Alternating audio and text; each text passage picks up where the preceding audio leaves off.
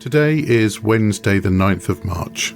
This week on Battle Drill Daily Devotionals, we are learning to live again out of our fear and failure and pain. Our passage is Paul's words in 2 Corinthians chapter 12, verses 1 to 10, and today I'm reading them from the Voice translation. Boasting like this is necessary, but it's unbecoming and probably unavailing. Since you won't hear me any other way, let me tell you about visions and revelations I received of the Lord. 14 years ago, there was this man I knew, a believer in the Anointed, who was caught up to the third heaven. Whether this was an in or out-of-body experience, I don't know. Only God knows. This man was caught up into paradise. Let me say it again. Whether this was an in or out-of-body experience, I don't know. Only God knows. And he heard inexpressible words a mortal man is forbidden to utter. I could brag about such a man, but as for me, I have nothing to brag about outside my own shortcomings. So if I want to boast, I won't do so as a fool, because I will be speaking the truth.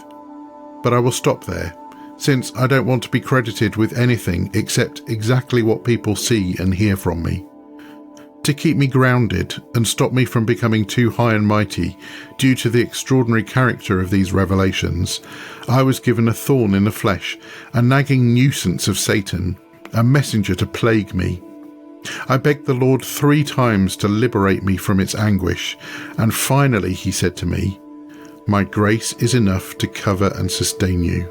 My power is made perfect in weakness."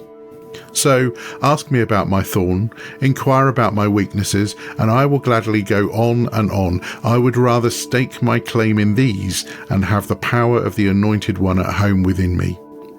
I am at peace and even take pleasure in any weaknesses, insults, hardships, persecutions and afflictions for the sake of the Anointed, because when I am at my weakest, he makes me strong. Amen.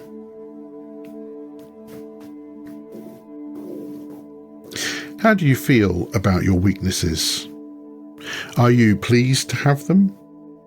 Or do they frustrate you? If we're honest, I guess that most of us find our weaknesses annoying. But God's message to Paul was that his power is made perfect in our weakness.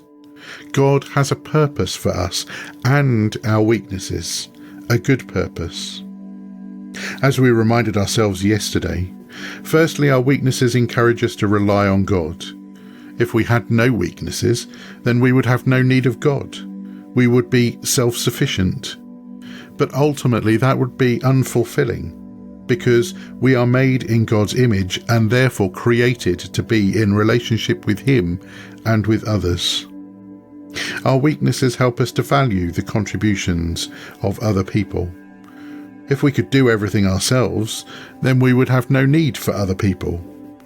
Instead, God has designed the world so that I need your gifts and talents as much as you need mine. We need each other. Our weaknesses also give us a way to serve others. For example, Henry Nouwen wrote about the wounded healer, emphasizing that, like Christ, the wounds we have experienced in our lives can serve as a great strength and healing when helping others with similar wounds. God uses our weaknesses to make us more like His Son Jesus Christ as we learn to depend on Him and come to see that He uses even the bad stuff in our lives for good. As you reflect on that truth today, you might want to also think about this question: how can you use your weaknesses to serve others? And I hope to see you again soon for another battle drill.